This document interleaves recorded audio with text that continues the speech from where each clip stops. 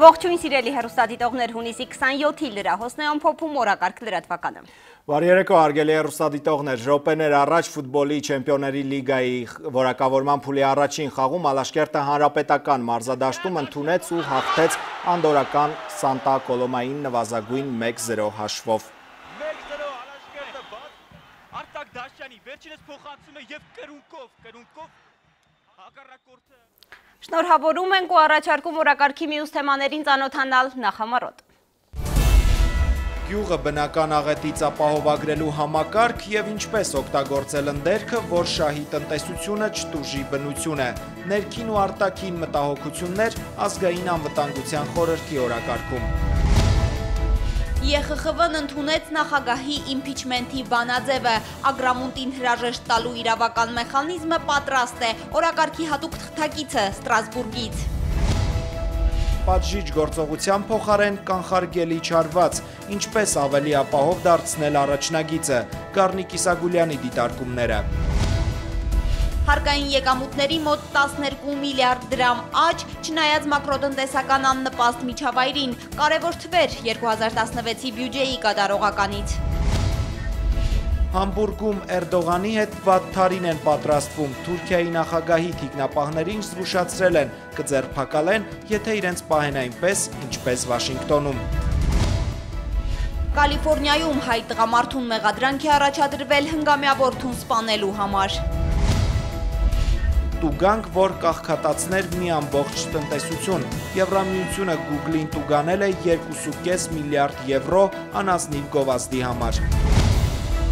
Ամռան արևից աշխուժացած օձերը մտնում են տուն ու դպրոց, 185 ահազանգ 911-ին։ Արևը հատկապես որ օրերին կիզիչ կլինի եւ ինչպես պաշտպանվել այրող ճառագայթներից, շոկ ամռան հիդրոմետի օրացույցը։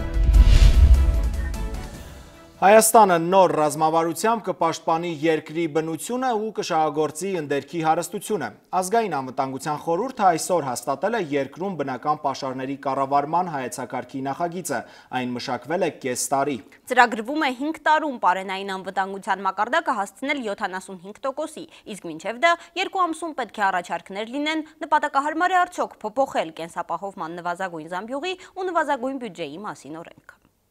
Գյուղացու բերքը ինչպես հեռու բնական ռիսկերից, հունիսին տեղացած կարկուտը կրկին օրակարգ բերեց հրատապ լուծում պահանջող հարցը, վաղ գարնանը Տավուշին, ավելի ուշ Շիրակին, ամենաշատը Արմավիրին վնաս հասցրած կարկտի հետևանքները տեղում հաշվարկում են, կներկայացնեն կառավարություն։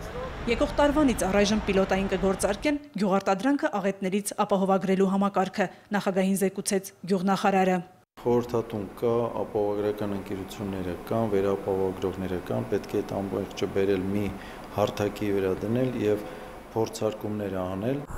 Զուգահեռ պետությունը կսուբսիդավորի այգիները հակակարկտային ցանցերով պաշտպանող կաթիլային ոռոգում ունեցող ֆերմերների վարկերը։ Բնական աղետների դեմ պայքարի գյուղմթերքի որակը բարելավելու ժամանակացույցը չեն խախտի, որպեսզի նախատեսածի պես պարենային անվտանգության մակարդակը հասցնեն 75%-ի։ Շեշտադրվեց նաեւ գիտական հենքի ստեղծումը եւ վերականգնումը սերմնաբուծական սելեկցիոն կայանների, տոհմաբուծարանների, որոնք թույլ կտան բարձրացնել որակը գյուղատնտեսական արտադրանքների։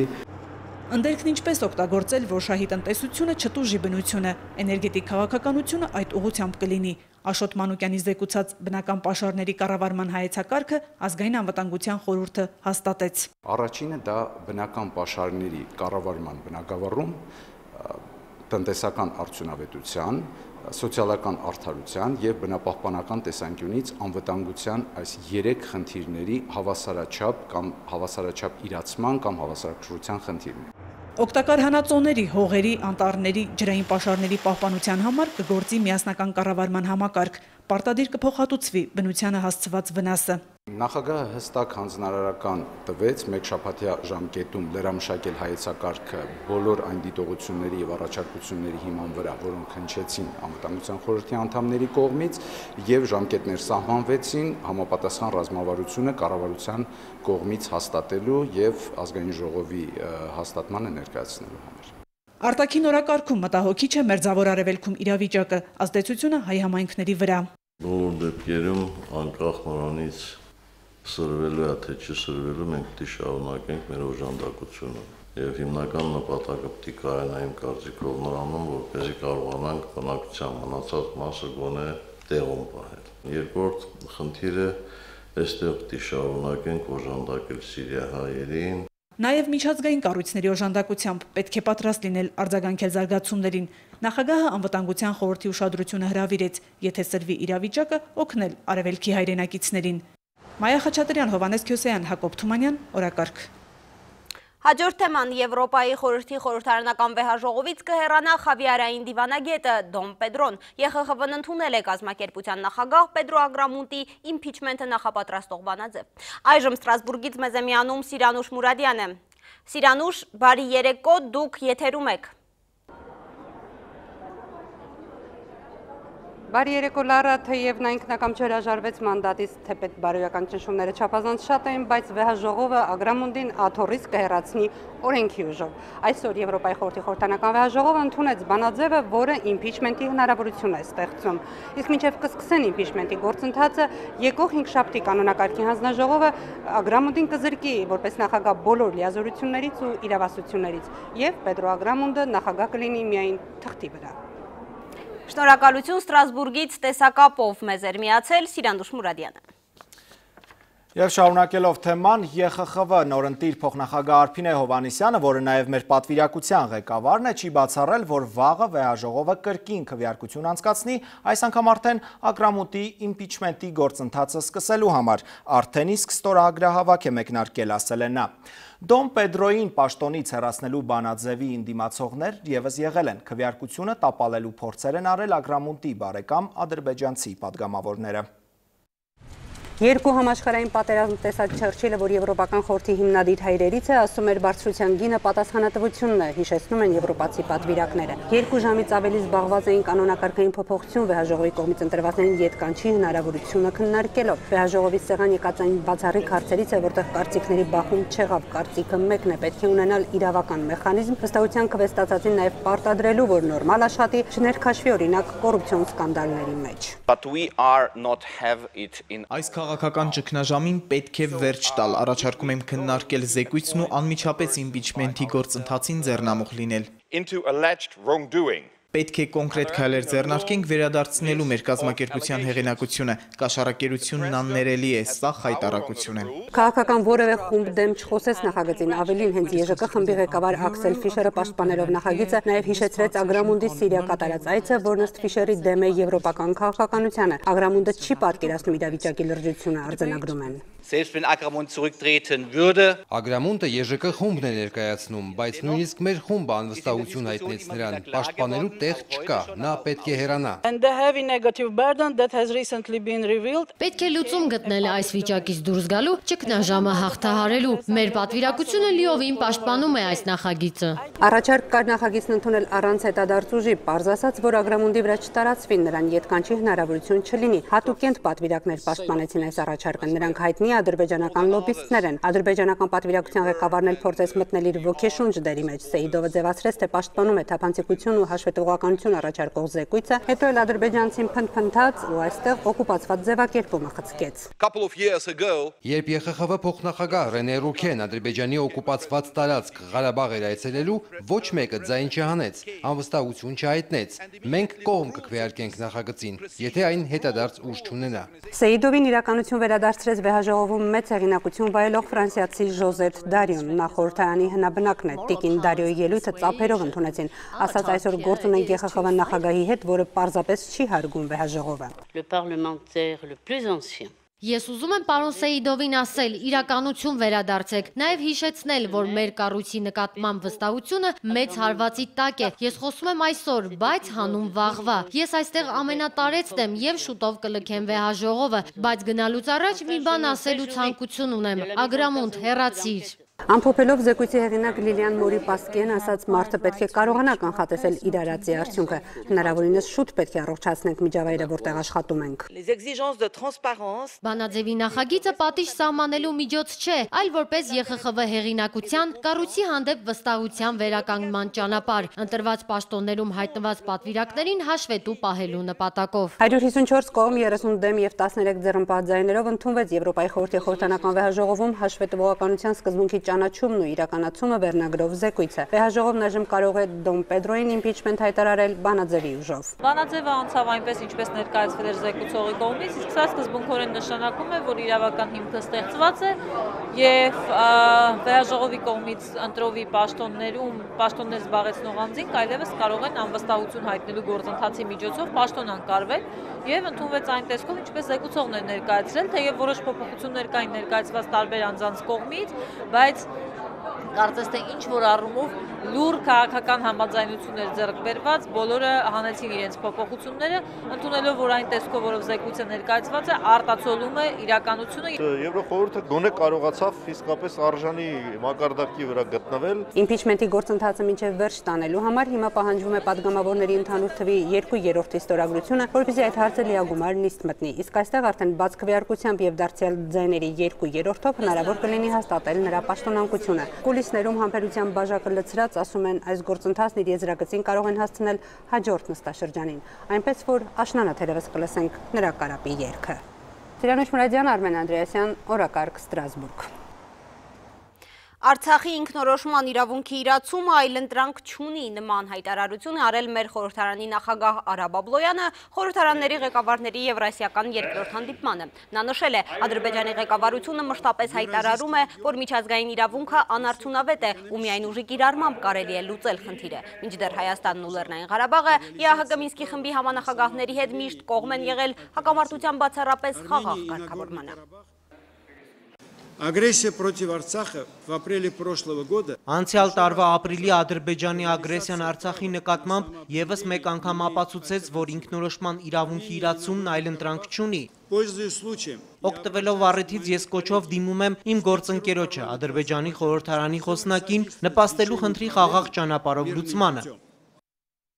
Արցախյան հարցում բանակցային ֆորմատի փոփոխություն չի կանխատեսում հայկական երկրորդ պետության մշտական ներկայացուցչության խորհրդականը։ Գառնիկ Իսագուլյանը կարծում է, որ Արցախի բանակը նախահարձակ թշնամուն պատժելու փոխարեն պետք է անցնի կանխարգելիչ գործողությունների։ Աբաստարաններ են կառուցել առաջնագծի դիրքերում, անգամ ամենաուժեղ գնդակոծության ժամանակ զինվորներն ապահով են, ասում է Գառնիկ Իսագուլյանը։ Թե գիշերային, թե ցերեկային տեսադիտարկման սարքերը մշտադիտարկումը դարձրել են շուրջօրյա։ Անհրաժեշտություն ամենևին չկա, որ մեր զինվորը բարձրանա անմիջապես խրամատ, որպեսզի կարողանան կանխել բոլոր այն միջադեպերը, որ վերջին շրջանում տեղի են ունենում։ Անհամաչափ պատժիչ գործողությունները ճիշտ կլիներ փոխարինել կանխարգելիչ հարվածներով, համոզված է Գառնիկ Իսագուլյանը։ Այն է, եթե մենք որևէ ազդակ ունենք, որ թշնամին կարող է որևէ դիրքի վրա որոշակի գործողություն կատարի, մենք պետք է կանխարգելիչ հարված, այսինքն մինչև նրանց հարված հասցնելը մենք ինքներս անխենք այդ հարվածի հնարավորությունը։ Ուժային 3 կենտրոնների ձևավորած Մինսկի խմբի ձևաչափը ձեռնտու է համանախագահող բոլոր երկրներին, նկատում է Իսագուլյանը։ Այս պատճառով նրա խոսքով ֆորմատի փոփոխությունը նպատակահարմար չէ որևէ կենտրոնին։ Վերլուծելով պաշտոնական հայտարարությունները Իսագուլյանը ընդգծում է, եթե Արցախի դեմ ագրեսիա նկատվի, Հայաստանը չի հապաղի իրագործել անվտանգության ու տարածքային ամբողջականության երաշխավորի պարտականությունները։ Աննա Բալյան, Հակոբ Սարգսյան, օրակարգ։ Շարունակենք, ինչի հաշվին է 96%-ով կատարվել նախորդ տարվա բյուջեն, հաշվի առնելով անբարենպաստ մակրոտնտեսական միջավայրը։ Պետական եկամուտների կոմիտեի նախագահը ներկայացրել է տարվա կարևոր թվերը, նաև փարատել լրագրողների մտահոգությունը, պեկում կրճատումները արհեստական ուռճացման մասին չեն վկայում։ Վարդան Հարությունյանը չի շրջանցել նաև խոշոր ու մանր ձկների ձերբակալության թեման։ 2016-ի հարկային եկամուտները 1 տրիլիոն 80 միլիարդ դրամ են և դա 96%-ով ապահովել է բյուջեով հաստատված ծրագիրը։ Պետեկամուտների կոմիտեի հաշվետվությունն է։ Վարդան Հարությունյանի խոսքով չնայած մակրոտնտեսական միջավայրը բարենպաստ չէր, տարին ավարտել են հարկային եկամուտների 11,8 միլիարդ դրամ աճով վարչարարական ջանքերի շնորհիվ։ 16 թվականի հնայի նկատմամբ հարկային եկամուտների հարաբերակցության ցուցանիշը կազմել է 21,3%, որը 0,1%-ային կետով գերազանցում է նախորդ տարվա փաստացի ցուցանիշները և 0,6%-ով գերազանցում է Կանխատեսման համար հիմք ընդունված ցուցանիշը։ Կատարողականի վրա Հարությունյանի խոսքով ազդել է հարկվող ներմուծումների կրճատումը երրորդ երկրներից, իսկ ԵԱՏՄ-ից 3 միլիարդ դրամ պակաս մաքսատուրք է փոխանցվել Հայաստանի բյուջե։ Մաքսային ձևակերպումների մեջ ամբողջ ԵՏՄ-ով անկում է գրանցվել, որի արդյունքում մենք մեր մասով, որը որ ֆիքսված 3% է, դրան մասով ավելի քիչ ենք ստացել։ Հարցերի ավելի մեծ տարափ ՊԵԿ նախագահին միջանցքում էր սպասվում։ Իր ղեկավարած կառույցում 483 հաստիք է կրճատվել։ Նշանակում է դա, թե ՊԵԿ աշխատակազմը արհեստականորեն ուռճացված էր։ ՊԵԿ-ը վերազինվել է IT համակարգը ՊԵԿ-ի եւ դա պետքա ուշ թե շուտ բերեր նման հանգուցալուծման։ Եվ այսօրվա նոր տեխնոլոգիաների դարաշրջանում բնական է, որ մարդկային գործոնի առկայությունը ավելի քչանում է։ Ձերբակալությունները համակարգում ՊԵԿ նախագահը բնական է համարում կոռուպցիայի դեմ պայքարի շրջանակում։ Խոշոր թե մանր կոռուպցիոներներն են իրավապահների տեսադաշտում։ Ես չգիտեմ մանր ձուկ, խոշոր ձուկ, դուք ինչ նկատի ունեք, ամենայն դեպս կալանավորվում են։ Եթե ունեք նման ինֆորմացիա, խնդրում եմ տրամադրվեք եւ վստահեցնում եմ ձեզ,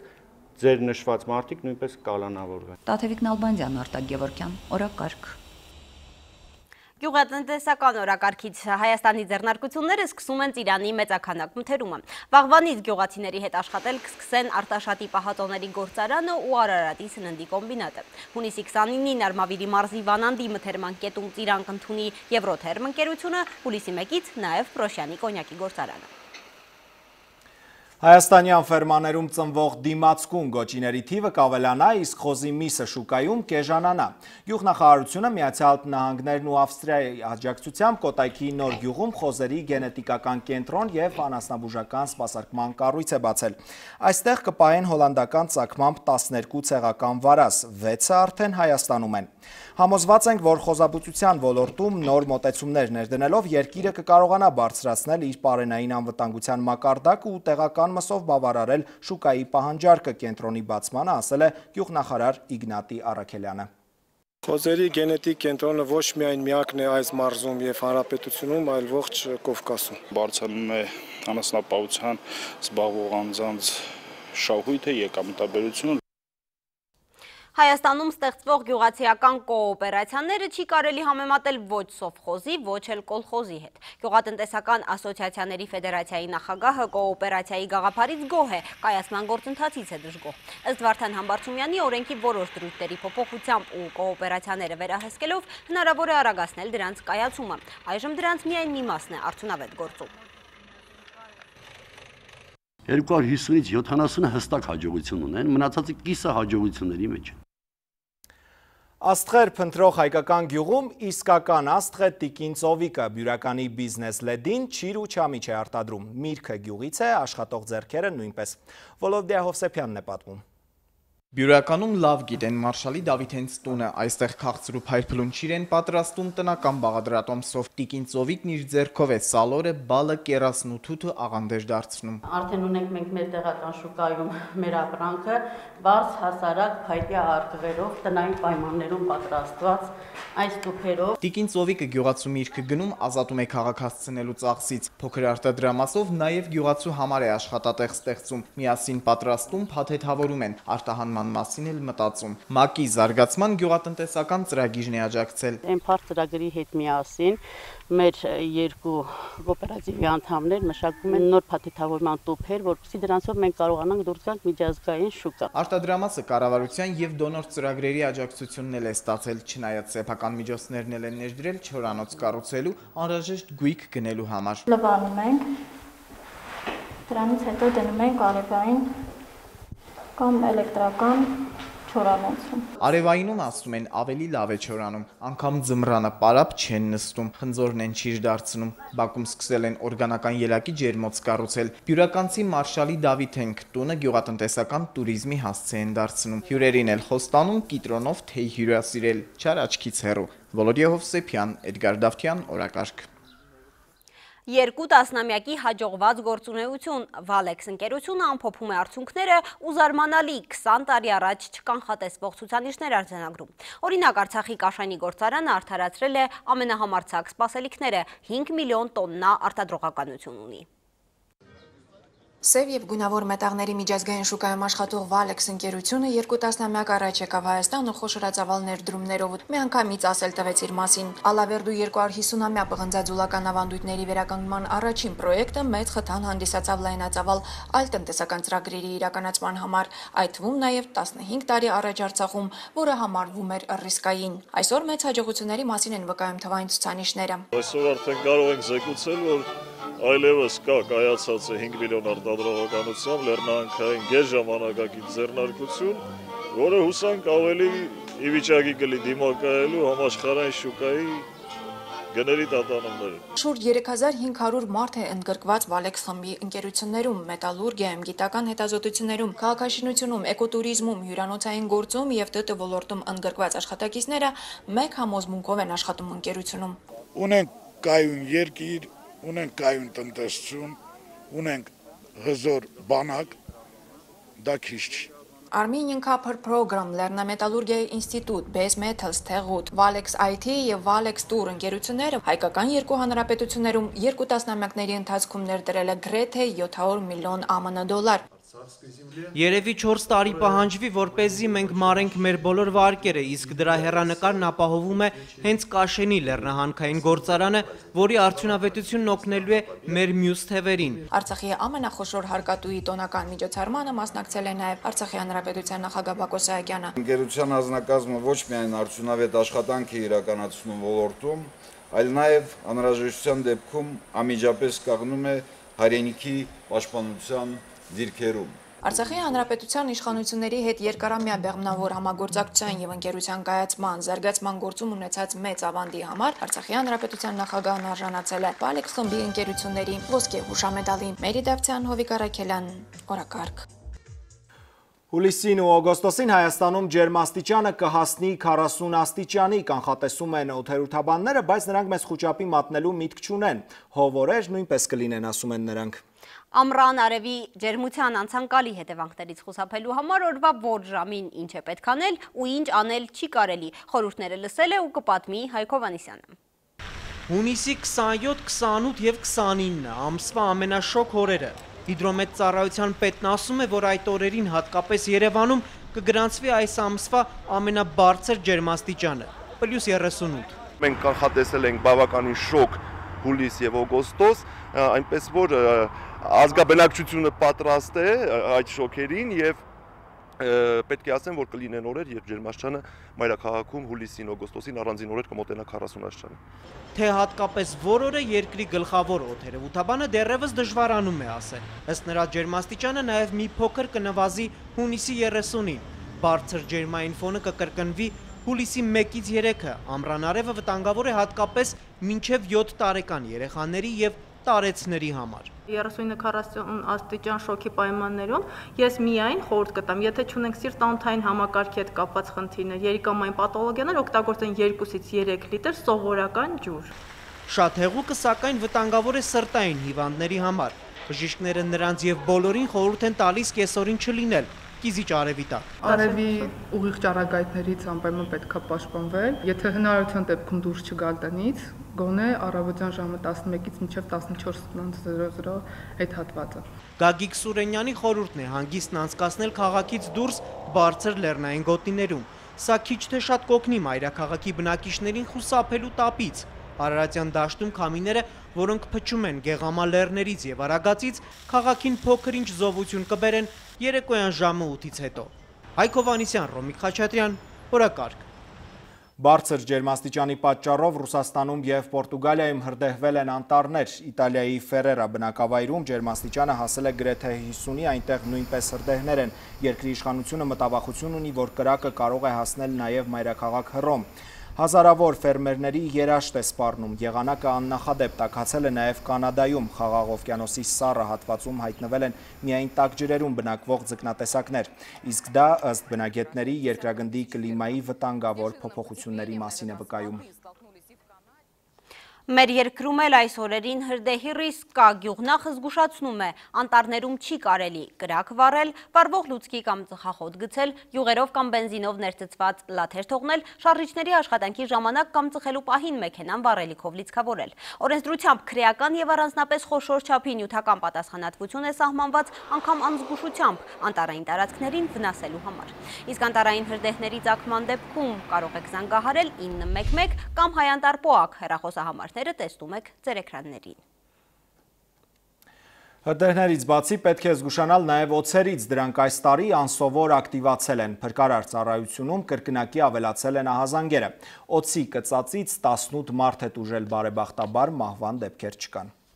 Թունավորները կատվի նման են։ Փրկարար Եղիազարյանը թունավորներին տարբերում է նույնիսկ հեռվից, սերժանտը օձ որսացող չէ, պարզապես բոլոր փրկարարների նման վերապատրաստվել է եւ այս անգամ փրկել Հրազդան ջեկի աշխատակիցներին։ Շատակեր օձերը մեծ մասամբ փոքրիկ մկնիկով չեն բավարարվում ու այս շոկ, չոր, թեժամրանն ավելի մեծ ախորժակ են պահում։ Դեռ չավարտված այս հունիսին ԱԻՆ-ը օձեր նկատելու 185 ահազանգ է ստացել, անցած հունիսին գրանցվածներից 60-ով ավելի։ Զգալի մասը գրանցվում է Երևանում։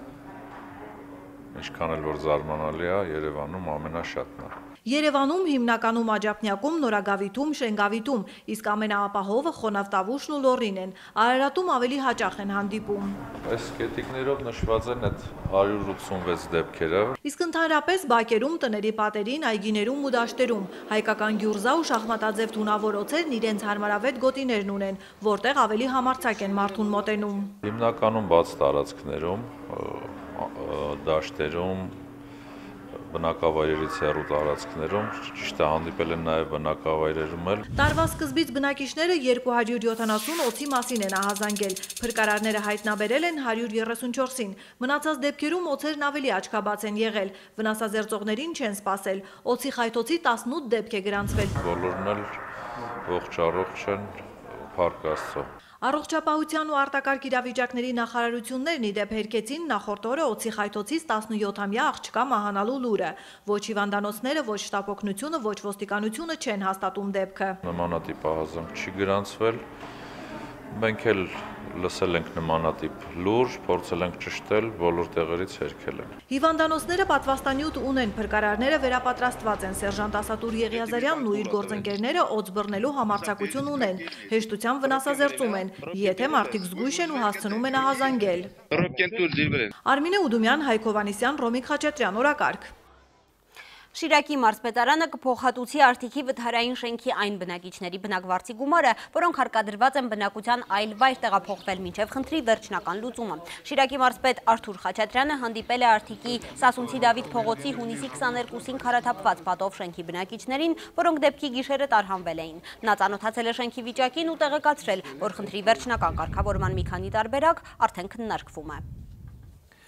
Երևանի Արշակունյաց Պողոտայի երթևեկությունը բեռնաթափելու համար կառավարությունը ծրագիր է մշակել, այն ամենայն հավանականությամբ կհաստատվի այս տարի, հայտարարել է Քաղաքաշինության պետական կոմիտեի նախագահը։ Առաջարկվել է վերգետնյա անցում կառուցել Հայրենիք կինոթատրոնի մոտ հրապարակում, բայց գաղափարը մերժվել է, գերակա է համարվել հրապարակի գեղարվեստական արժեքը, ասել է Նարեկ Սարգսյանը։ Երևանի քաղաքապետի տեղակալ Կամո Արենյանը հայտնել է, որ մայրաքաղաքի կենտրոնում երթևեկությունը թեթևացնելու համար նախատեսվում է ձևափոխել տրանսպորտային 3 հանգույց։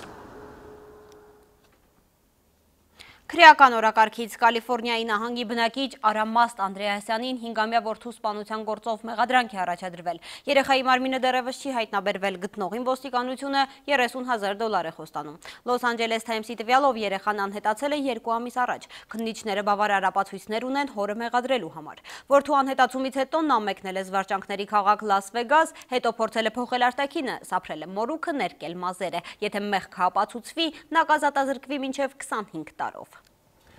Մոսկվայում հայ գործարար է մահացել, ռուսական լրատվամիջոցները Վաչիկ Աբգարյանի մահվան մասին հակասական տեղեկություններ են հրապարակում, նախ ասում էին, որ նրա վրա մի քանի անգամ կրակել են, ապա 10 գործակալությունը հայտնեց, որ չի բացառվում ինքնասպանության վարկածը։ 57-ամյա գործարարը Կապստրոյ շինարարական ընկերության ղեկավարն է, դեպքը տեղի ունեցել Աբգարյանի տան մոտ, ոստիկանները փորձում են պարզել մահվան հանգամանքները։ Կիևի կենտրոնում Մերսեդես Մակնիշի մեքենա է այրվել վարորդը, որ ուկրաինական անվտանգության ծառայության բարձրաստիճան պաշտոնյա է, մահացել է։ Սկսվել է հետաքննություն Ուկրաինայի քրեական օրենսգրքի 258 հոդվածի հատկանիշներով, ահաբեկչական գործողություն։ Պայթյունից 2 մարդ էլ վիրավորվել է։ Համբուրգի ոստիկանությունը զգուշացրել է Թուրքիայի նախագահի թիկնազորին ծեծ ու ջարդ չլինի, հակառակ դեպքում Էրդողանի թիկնապահները բանտում կհայտնվեն։ Գերմանական քաղաքը պատրաստվում է մեծ քսանյակի գագաթնաժողովին։ Էրդողանի թիկնազորը միակ ռիսկը չէ, գերմանացիներին անհանգստացնում է նաև թուրք-քրդական բախումների հնարավորությունը։ Նոր փորձություն թուրք-գերմանական հարաբերություններում հուլիսի 7-ից 8-ը Համբուրգում կայանալիք G20 գագաթնաժողովից 10 օր առաջ քաղաքի ոստիկանապետ Ռալֆ Մարտին Մեյերը Թուրքիային զսպվածության կոչ է արել։ Գերմանիան չի ցանկանում, որ Էրդողանի թիկնազորի անդամների ԱՄՆ-ում սարքած ծեծկրտուկը կրկնվի Համբուրգում։ Մենք հայտնել ենք թուրքական կողմին, որ թույլ չենք տա Վաշինգտոնի դեպքերի կրկնությունը։ Եթե որևէ մեկը ուժ կիրառի, ապա բոլոր միջոցները կձեռնարկենք, այդ թվում ձերբակալությունը։ Ավելի վաղ Գերմանիայի իշխանությունը արգելել էր Էրդողանի թիկնազորի այն 12 անդամների մուտքը երկիր, որոնք Վաշինգտոնում հարձակվել էին ցուցարարների վրա, եւ Միացյալ Նահանգները նրանց նկատմամբ հետախուզում է հայտարարել։ Համբուրգում կայանալիք G20 գագաթնաժողովի շրջանակում ակնկալվում են բողոքի միջոցառումներ։ Քաղաքը քրդական մեծ համայնք ունի եւ չի բացառվում, որ նրանք Էրդողանի դեմ բողոքի ցույցեր անցկացնեն։ Գերմանիայի անվտանգության ուժերը սակայն ավելի վատ իրավիճակ են ակնկալում, քանի որ կանխատեսում են բախումներ քրդերի եւ Գերմանիայում գործող գորշ գայլեր թուրք-սահարական խմբավորման ներկայացուցիչների միջև։ Թուրք-քրդական լարվածությամբ Գերմանիայում անվտանգության հարցը չի փակվում։ Մոլորակի տարբեր անկյուններից սպասվում է 10,000-ից ավելի հակագլոբալիստների ժամանումը Համբուրգ, որոնց բողոքն ուղղված է լինելու աշխարհի 20 հզորների վարած քաղաքականության դեմ։ Մարիամ Մխիթարյան, օրակարգ։ Միացյալ Նահանգները տեղեկություններ ունի, որ Սիրիան պատրաստվում է քիմիական նոր հարձակման։ Ռուսաստանի արտգործնախարարի հետ հեռախոսազրույցում ասել է ԱՄՆ արտաքին գերատեսչության ղեկավարը։ Սերգեյ Լավրովը ամերիկյան կողմին կոչ է արել դադարեցնել սիրիական բանակի նկատմամբ սադրանքները։ Ըստ վերջին տեղեկությունների սիրիական կառավարական ուժերը ընդհուպ մոտեցել են Հոմս եւ Դերզոր շրջաններին։ Սա խուճապի մեջ է գցել նաև իսլամական պետության ղեկավարներին։ Ըստ լրատվամիջոցների նրանք մահապարտ ահաբեկիչներին դրախտի անձնագրեր են տալիս, համոզելով, որ նրանց երկնային կյանք է սպասվում։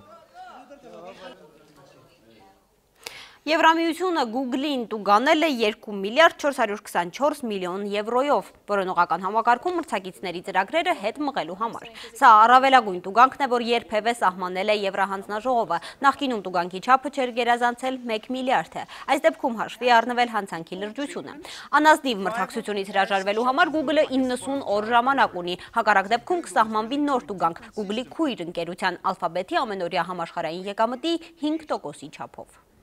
Այնինչ արել է Google-ը Եվրամիության հակամենաշնորհային նորմերով անօրինական է։ Նա մյուս կազմակերպություններին զրկել է մրցակցելու եւ նորամուծությունների հնարավորությունից, եւ որ ամենակարևորն է, եվրոպացի սպառողները զրկված են եղել ծառայությունների ընտրության հնարավորությունից։ Օրակարգի մշակութային լրահոսից գրեթե 1.5 դար ընդմիջումից հետո վերահրատարակվել է հայկական երաժշտության աստվածաշունչը։ Եկմալյանի Սուրբ Պատարագը ամբողջությամբ մեկ գրքով լույս է տեսել Արթուր Ջանիբեկյանի ստեղծած մշակութային վերածնունդ հիմնադրամի աջակցությամբ։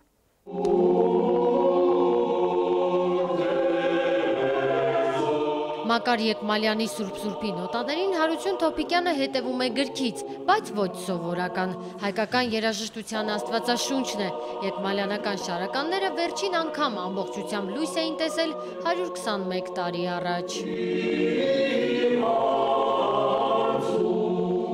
Եվ 4 կաթողիկոսի ժամանակ բանավոր ուրեմն գրառացն է, որ պահպանվել է, այնտեղից Եկմալյանը իհարկե վերանայել է, ինչ որ բան ասենք կարող է մաքրած լինի, չէ որ նաև մտել էին ավելորդ երևեջներ, որ կոմիտասը նույնպես մաքրում էր, արևելյան, ուրեմն նույնիսկ կլկլոցներից։ Գրքում Եկմալյանի պատարագի բոլոր շարականներն են։ Առաջինն այն տանում են Մայրաթոռ, գաղափարի հեղինակը մշակութային վերածնունդ հիմնադրամն է։ Տարբեր տեսակ հրատարակություններ եղել են արտասահմանում այս տարիների ընթացքում, որ կորձացվել է եկեղեցիներում եւ դրանք զուտ եկեղեցում կորձացության հրատարակություններ են եղել նման ակադեմիական լուրջ աշխատված վերանայված որպեսի ոչ մի սպրտում չլինի։ Եկմալյանական մշակումները հասանելի կլինեն նաև օտարազգիներին։ Հայերենին զուգահեռ գրքում կան շարականների լատինատառ տեքստերը։ Որոշվեց հրատարակել Մակար Եկմալյանի Սուրբ Պատարագը, որը գրված է, ներկայացված է գրքում եռաձայն արական, քառաձայն արական եւ քառաձայն խառը երգչախմբային կազմերի համար։ Կոմիտասի Շարատալյանի ուսուցչի համար հոգևոր երաժշտությունը առաջնային էր։ Նա միակն է, որ հավաքել ու մշակել է բոլոր տաղավար տոների պատարագն ամբողջությամբ։ Հասմիկ Առաքելյան, օրակարգ։ Մշակութային տուրիզմի հայկական տարբերակը Ծաղկաձորում սպասում են մնջախաղի հազարավոր երկրպագուների հուլիսի 22-ից 26-ը կկայանա ամենամյա Ենգիբարյան փառատոնը։ Լավագույն թատրոնների ներկայացումները դիտելու համար տուրիստները հյուրանոցներում սենյակներ են ամրագրել ամիսներ առաջ։ Ծաղկաձորի օրբելիների և ծաղկունյաց հրապարակները դարձյալ կվերածվեն մնջախաղի բացօթյա բեմահարթակի։ Այս տարի Ենգիբարյան փառատոնը կհյուրընկալի 9 երկրների 1 տասնյակ խմբերի և անհատ մնջախաղացիների։ Կլինեն նաև պարային ներկայացումներ։ Փառատոնն արդեն ամենամյա է, պահանջարկը շատ մեծ է և ոչ միայն Հայաստանում։ Ինքան հարուստ ժանր է, որ անսահման կարելի է տարբեր ուղղություններով զարգացնել եւ գիտեք, որ այսօր ամենաակտուալ ժանրն է այդ իմաստով, որտեղ թարգմանության խնդիր չկա։ Նախորդ տարիների փորձը վկայում է, հենց փառատոնի օրերին Ծաղկաձորում ավելանում է այցելուների թիվը։ Մարդիկ նախապես համարներ են ամրագրում հյուրանոցներում եւ լիուլի վայելում հայկական թատերական տոնը։ Այս տարի աջակից բարեկամների թիվն ավելացել է եւս մեկով։ Ասում են, չափազանց կարեւորում են փառատոնի ոչ միայն մշակութային արժեքը, այլև զբոսաշրջային էֆեկտը։ Գիտեք, որ տուրիզմը հայտարարվել է որպես պրիորիտետ զարգացման ոլորտներից մեկը, եւ իմ գնահատականով մնջախաղը կարող է դառնալ մեր այցեքարտը, մեր տուրիզմի, մեր տուրիստների համար։ Եվ իհարկե գլխավոր հարցը, երբ կավարտվի մնջախաղի թատրոնի վերակառուցումը, Արմեն Ամիրյանը վստահեցնում է, ճիշտ 1 տարուց թատրոնը կբացի դռները։ Քաղաքաշինության բյուջեով հատկացումները կա, Հանրապետության նախագահի ուղիղ հանձնարարականն է, շուրջ 200 միլիոն դրամի ներդրում է, մի քիչ ավելի թերևս, ոչ միայն նորոգություն, ոչ միայն դահլիճի առաստաղի բարձրացում, այլ նաև տեխնիկական եւ լուսային սարքավորումների լուծում։ Իսկ մինչև այդ թատրոնը պատրաստվում է հյուրախաղերի, հրավերը Մակեդոնիայից է։ Նոնե Ալեքսանյան, Հակոբ Սարգսյան, օրակարգ։ Այսքան ներօրվա օրակարգում մենք ձեզ հրաժեշտ ենք տալիս։ Շնորհակալություն ուշադրության համար, ցտեսություն։